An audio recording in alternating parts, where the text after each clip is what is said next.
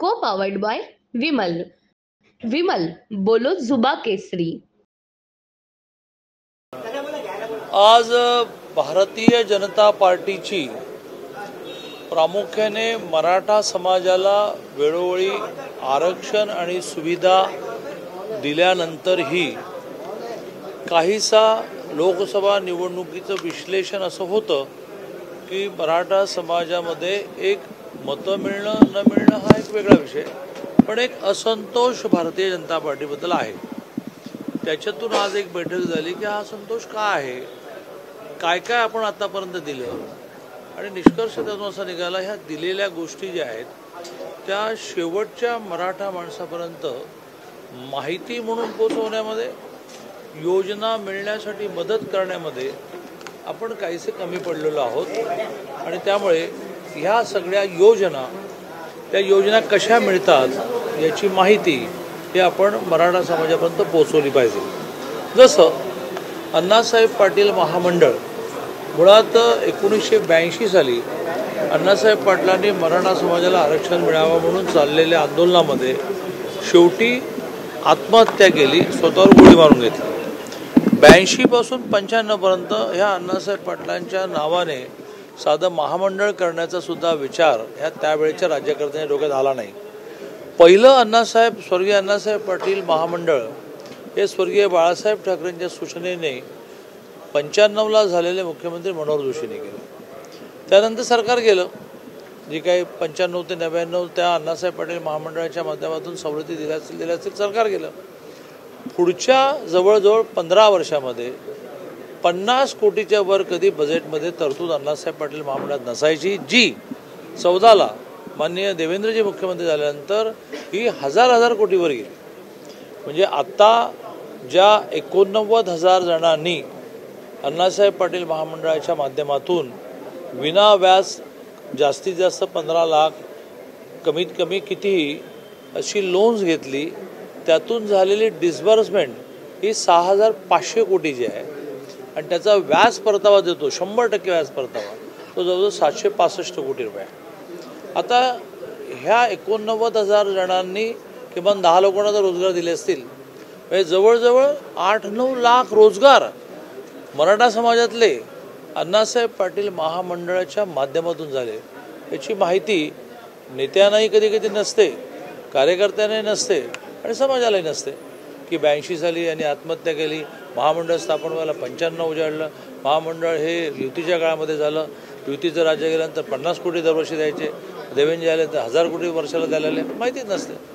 सारथी ही मराठा आणि कुणबी समाजातल्या विद्यार्थींसाठी विदेशात जाण्याची स्कॉलरशिप, MPSC UPSCची सगळी फी भरली जाणं, हॉस्टेलची रचना, आणि सगळ्यात महत्त्वाचं म्हणजे जे OBCना ते मराठ्यांना, अशा प्रकारचं एका अर्थाने घोषवाक्य करून पहिल्यांदा देवेंद्रजींनी रिझर्वेशन आणि सवलती हे कॉम्बिनेशन होतं. सवलती कोणाला? रिझर्वेशनवाल्यांना. ते वेगळं केलं आणि रिझर्वेशन मिळेल तेव्हा मिळेल, तोपर्यंत सवलती देता येतील म्हणून सगळ्या OBCच्या सवलती या मराठा समाजाला द्यायला सुरुवात केली. हे इतिहासात पहिल्यांदा झालं. हे देवेंद्रजीने पहिल्यांदा केलं. देवेंद्रजीने पहिल्यांदा 2017 साली मराठा समाजाला आरक्षण दिलं. ते टिकवलं, हायकोर्टात टिकवलं, सुप्रीम कोर्टात टिकवलं.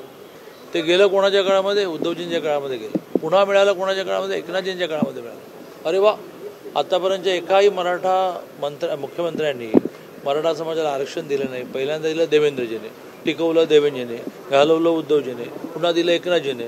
तरी मराठा समाजाचा रोष आहे. यासाठी आम्ही थोडी एका अर्थाने ब्रेनस्टॉर्मिंग ज्याला इंग्लिशमध्ये म्हणतो, प्रशिक्षण ज्याला म्हणतो, अशा प्रकारचा एक्झरसाईज आता केला. आणि त्याच्यातून काही आणखीन गोष्टी करण्याचे विषय आले. जसं 10% आरक्षण दिल्यानंतर SCBCचं सर्टिफिकेट मिळताना त्याच्यामध्ये क्रिमी लेअरची मर्यादा जी आहे ती 3 वर्षाची लिहिली आहे. तर खरं म्हणजे ती काही चुकीची आहे असं नाही, कारण शेवटी दरवर्षी जवळजवळ प्रत्येकाचं उत्पन्न हे बदलत असतं ना, वाढत असतं. तो 8 लाख क्रॉस झाल्यानंतर त्याला नाही मिळाला ना. पण तरीही मी ती सूचना लिहून घेतली आणि असं ठरलेलं आहे की 2.5 महिन्याच्या आचारसंहितेच्या काळामध्ये खंड पडला, अदरवाईज कॅबिनेट, मग मी अध्यक्ष असलेली कॅबिनेटची सब कमिटी, मग मराठा नेत्यांची बैठक हा क्रम वर्षानुवर्ष झाला 14 पासून खंडित झाला 2.5 महिने पुन्हा सुरू करतो. त्याच्यामध्ये भारतीय जनता पार्टीचे सुद्धा एक 10-12 नेत्यांचा गट फॉर्म करून कॅबिनेट, उपसमिती, मराठा नेते आणि भारतीय जनता पार्टीचे 10-12 प्रमुख नेते असा क्रम येत्या मंगळवारपासून आम्ही सुरू करतो आणि त्यासाठीच आम्ही एकत्र आलो. 14 ते 24 मधला 2.5 वर्षाचा अपवाद सोडला सरकार होतं आणि त्या दरम्यान बऱ्याच गोष्टी मराठा समाज झाल्या. 41 17वर आल्यावर आजची बैठक घ्यावीशी वाटली, इतका मोठा फटका बसला, आमदारांना याच्यातलं काहीच माहित नव्हतं. नाही, बैठक आत्ता घ्यावीशी वाटली याचं कारण आत्ता फटका बसला. उत्तमच चाललं होतं ना, उत्तमच नाही, माहिती नव्हतं असं नाही. या सगळ्या गोष्टी आता जरा नीटपणे लोकांपर्यंत पोहोचव. माहिती नसेल काय झालं, काय अडाणी नाहीत, पण अशा प्रकारचा फटका गेल्या 14 ते 24 बसलाच नाही ना. मराठा समाज समाधानीच होता, आजही आहे असं माझं मत आहे. त्यांच्या डोक्यामध्ये काही गैरसमज असतील तर ते गैरसमज दूर करण्यासाठी नेत्यांना अपग्रेड करण्याचा एका अर्थाने आज एक्झरसाईज झाला. अपग्रेडचा अर्थ शून्य नाही, अपग्रेडचा अर्थ काही आहे, त्याच्यामध्ये काही जोडणे. दादा, परंतु सरकारने अनेक योजना राबवल्या, परंतु तुमचेच आमदार जे आहेत ते मराठा समाजापर्यंत हे करून गेले नाहीत का? असं काही उघड झालंय? कारण हे निर्णय खालपर्यंत पोहोचणं गरजेचं होतं का? मी पुन्हा तेच रिपीट करेन की अगदी मनोज जरांगे पाटलांचं आंदोलन पीकला असताना सुद्धा ज्या जिल्हा परिषद, ज्या ग्रामपंचायती निवडणुका झाल्या त्या निवडणुकीमध्ये सुद्धा भारतीय जनता पार्टी क्रमांक 1 वरच होती. या निवडणुकीमध्ये सुद्धा आपण इतकं केलं आहे म्हटल्यानंतर मराठा समाज हा बरोबरच राहील, तसा तो राहिलाही, तो आउटराईट दूर नाही गेला. जी निवडून येण्यासाठी मतं लागतात त्या मतांमध्ये ज्या अनेक कारणाने कमतरता आली त्याच्यामध्ये हे एक कारण लक्षात आलं की मराठा समाजाला आपण ज्या सुविधा दिल्या, आरक्षण दिलं, त्याच्यातून मराठा समाजातली हजारोच्या संख्येने 89,000 तर अण्णासाहेब पाटील महामंडळाची संख्या आहे. या सगळ्यांना आपण नीट मोबिलाईज करू शकलो नाही, मोटिवेट करू शकलो नाही आणि त्यामुळे नेत्यांचं आणि कार्यकर्त्यांचं सरकारने केलेल्या कामांचं, योजनांचं ब्रशिंग करणं, अपग्रेडिंग करणं, सूचना घेणं आणि त्यांना असं म्हणणं की हे पोचवा लोकांपर्यंत, असा एक्झरसाईज होता.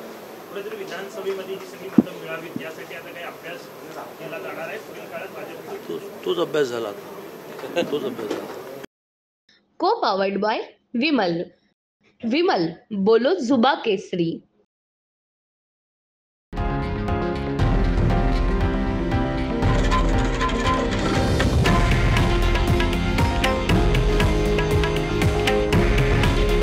हे आहे देशातील नंबर 1 न्यूज नेटवर्क आणि आपण पाहत आहात TV9 मराठी.